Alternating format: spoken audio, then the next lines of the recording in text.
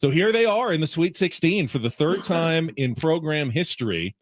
And yes, they beat two double-digit seeds to get there. In fact, if you look at the combined total of the two seeds that were beaten in the first two rounds of the 16 teams, the Aztecs had, quote unquote, the easiest road to the Sweet 16. Even the team that beat Fairleigh Dickinson, Florida Atlantic, they beat a 16 seed and an 8 seed. Those add up to 24. The Aztecs, two seeds that they beat, added up to 25. So take it a little bit with a grain of salt. They're going to go up against a number 1 seed in Alabama.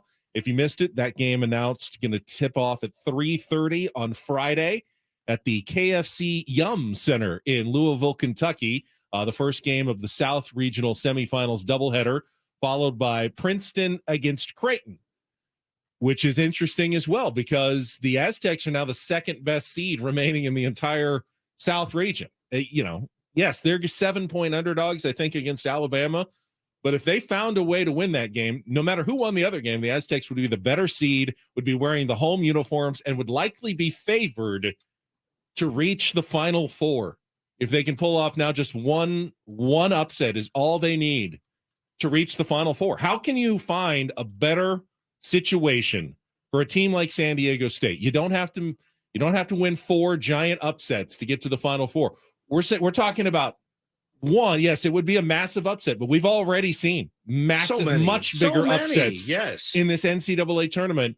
You've got one upset, and you've got a path to the Final Four for San Diego State basketball. This is it. This is the greatest opportunity this program has ever been presented. Well, I think it answers a lot of questions by going out and handling business against Furman. It's one thing to go out, Ben, and beat Furman by 1 or 2, because it's your classic, like, oh God, we were lucky enough that they had a huge upset and that's who you faced. Okay. So the fact that you didn't go in there and crap your pants and say, oh God, this is a classic trap game for SDSU. The fact that you played your best game when it mattered the most against a team you're far superior to, that's got to give these kids a lot of confidence. And, I wonder how they're feeling today, as far as, I wonder if they were ready to get back on the court the next day. Something tells me that they were. Now, they've got a very, very formidable opponent in Alabama. Those guys are nasty. But I am seeing national pundits across the country saying they're going to give Alabama fits. They're going to give Alabama fits. Defensively, they can play with them. They can.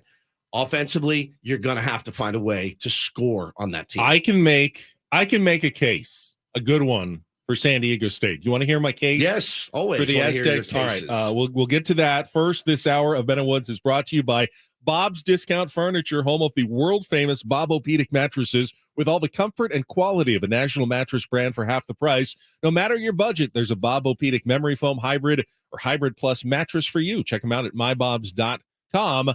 I'll give you my case, and you tell me if you believe it, for San Diego State over Alabama after this check of traffic on 97.3 The Fan. All right, so my first argument for San Diego State against Alabama is the old nothing to lose. San Diego State could lose by 40, and their season is already an unqualified success. They got into the Sweet 16. I know Brian Dutcher and those players will be disappointed if they don't play well, and even if they don't win. I think they're expecting to go in there and move on. But even if they don't, I think in the back of your mind, you know what, you're coming home as champions. You're coming home to a hero's welcome. It was a great season for San Diego State basketball. Takes a little bit of the pressure off. That can be both a good or a bad thing, but Alabama is not in that same situation. They're a number 1 seed. The expectations are very high. They come from it's Alabama. They're used to winning in football. The basketball team really would love to join that parade of champions that they've established in that conference. Losing in the Sweet 16 is kind of disastrous for Alabama. So pressure on the Crimson Tide in this game. Alabama won their first 2 games pretty handily. Compared to some of the other number 1 seeds like Purdue and Kansas, who are out, Alabama cruised past Texas A&M, Corpus Christi, and Maryland in their first 2 games. Games that were played, I believe, in Birmingham, Alabama. Very close, very, home crowd behind them, very easy circumstances, no travel, basically a short bus ride to get to those games. Not that Louisville's far away, but this will be different for them. Now they have to get on a plane, do the real NCAA tournament thing for the first time. The Aztecs, they've already gone across the country, won 2 games on the road, basically on the road, as far as you can get. This will feel very familiar to San Diego State. They're much more, I would say, comfortable in the NCAA situation than perhaps Alabama is going into the regional semifinals and finals in Louisville, Kentucky. I think that's another advantage for San Diego State. Finally, Alabama did not have to play a close game in the NCAA tournament. I promise you, they're not going to win every game by 15 or 20 on their way to a championship. They're going to have an off game. They're going to have to win a close game somewhere. If it happens to be on Friday against San Diego State, who do you think is the team that feels a lot more comfortable and experienced pulling out close games? San Diego State, which has had to do it over and over and over again, including in the first round of the NCAA tournament, feeling that pressure?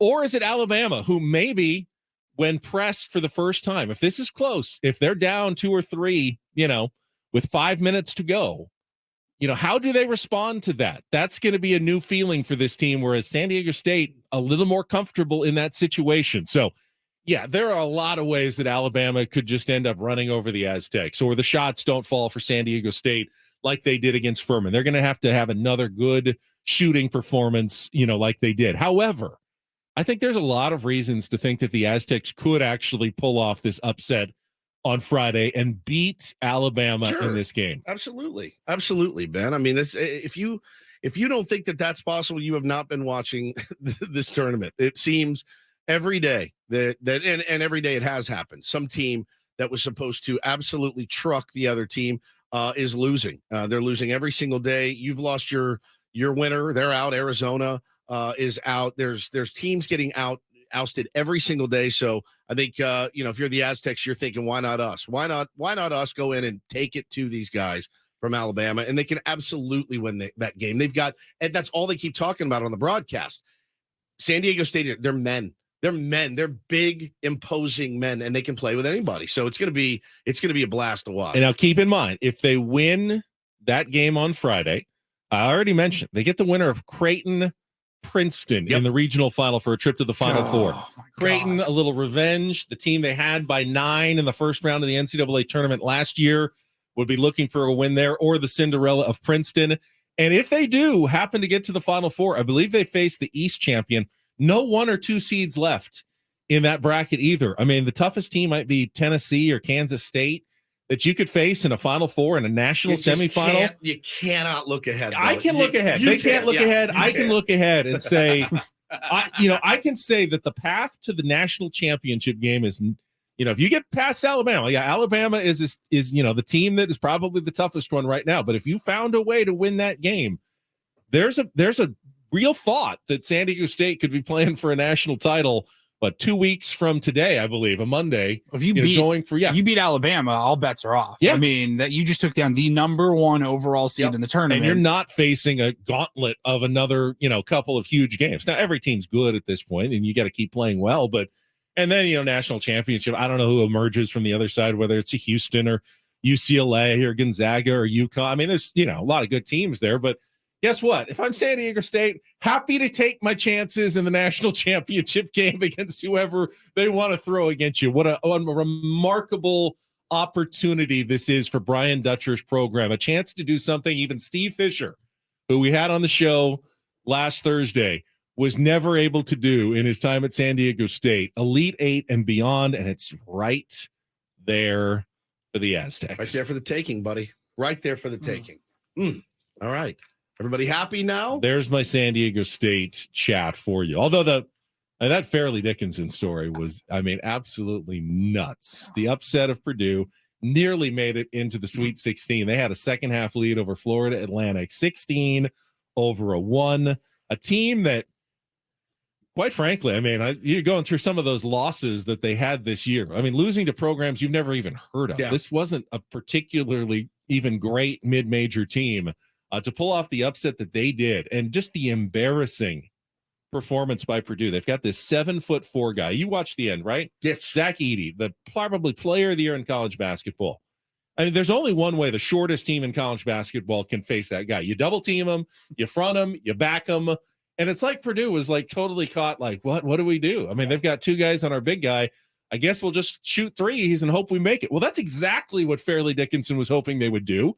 And they didn't make them. And all of a sudden, they had a game on their hands. It was one of the most stunning results probably in college basketball history.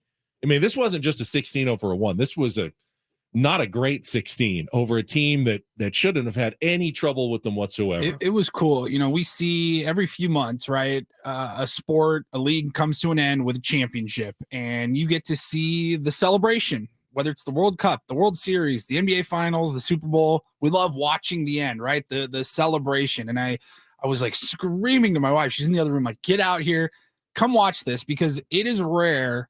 Like, this isn't the national championship game, but it is rare that you get to see somebody or a group of 12 kids. They're about to experience the greatest moment of their entire lives.